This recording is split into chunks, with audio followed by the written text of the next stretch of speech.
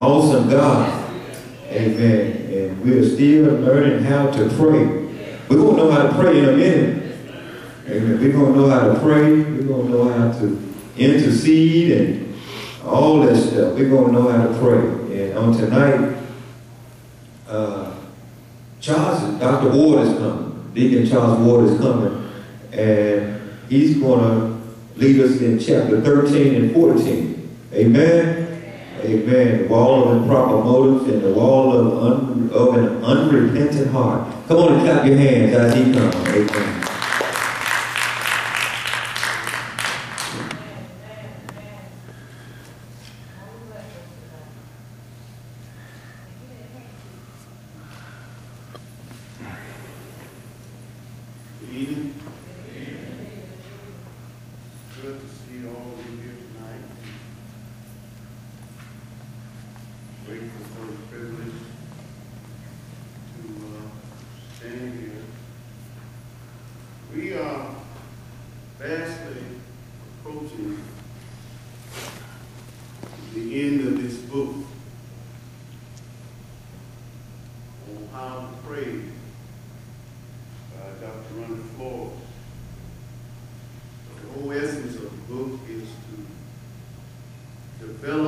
Intimate relationship with God.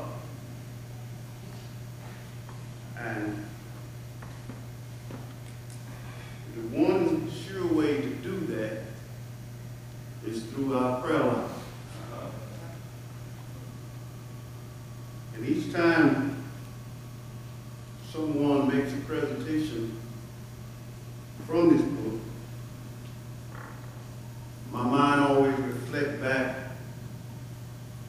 on two things in particular. One is when Robert Pope was making a presentation in chapter 7. Ronnie Floyd says that we should not wait until our prayer life is in ICU and on life support. We shouldn't wait to try to develop our prayer life. That's one way to develop an intimate relationship with God. Another way is I always seem to pick up a lesson when I observe something close. A few months ago, Carlise was working with Darlene's Sunday school class and getting them ready for a second Sunday presentation. And on that particular Sunday morning, all the babies was told to maintain their focus on Carlise. Carlise was up there on the catwalk. Drew did not dance. He didn't make a motion. He didn't do a step. He didn't even clap his hands. But he kept his eyes on Carlise. And that's what I'm saying. If we really want to develop an intimate relationship with God, we're going to have to keep our eye. Regardless of what's going on. It didn't make any difference to Drew. Everybody was dancing. It didn't make no difference. Everybody was getting into it. It didn't make him any difference. But Drew I kept looking at that baby. That baby kept his eye on Carlise. And so that's what we're going to have to learn how to do. Regardless of the circumstances. Regardless of what's going on around us. Whatever we are encountering, we got to keep our eyes focused on the message. And so tonight is my task to continue our study as we look at the barriers to our prayer. There are three. Now, the first barrier Pastor Matthew walked us through this. The wall of strained relationships. Pastor Matthew shared with us that our relationship with other people will affect our prayer life. He shared with us that we must be in harmony. In other words, we must work together.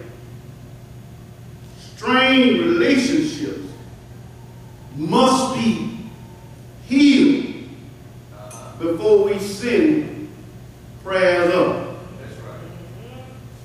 We got problems in our homes, we got problems in our churches, we got problems with people on our job, we got problems with people in the neighborhood. We just got problems with one another. Well, if we really want God to hear us, then we need to get right with one another. That's right. Our relationship with one another affects our relationship with God. And so tonight, in chapter 13, we will look at the second barrier that will affect our prayer life.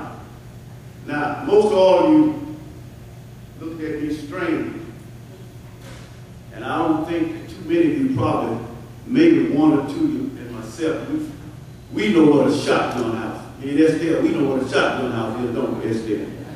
We know what a shotgun house is, don't we?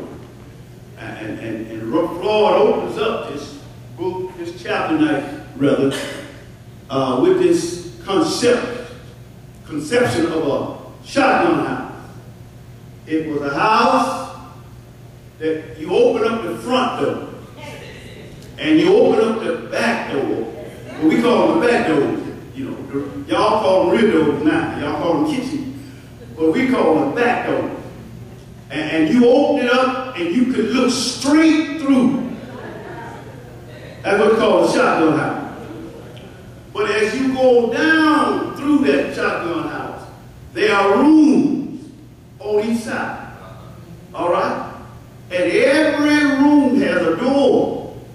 And them doors are open except for one room. Floyd says that one room is the jump room. Now you clean up every room in the house. Every room you clean it up. It's spick and span, Mr. Clean. But your jump room, you don't do nothing to it. You leave the door closed and visitor service can't open the door. Well, Floyd says that, you know, that's chapter 14. I got ahead of myself. Y'all didn't even stop me. That's chapter 14. I had to tell that story in a different. Let's do the benediction here, because that's chapter 14. That story been hanging in my mind. Oh, I've been thinking about it all day. But that's chapter 14, y'all. Y'all hold on to that shotgun house. Let me do chapter 13 first. All right? Chapter 13, Floyd is dealing with the wall of improper motive. Am I right, Rob? Okay. All right, help me now. The wall of, what is a motive? What is motive? The reason for doing so. And so, you mean to tell me we can have the wrong reason to pray? Huh? We can have the wrong motive.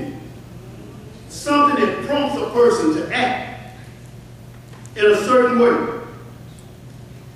We can have an improper motive. And an improper motive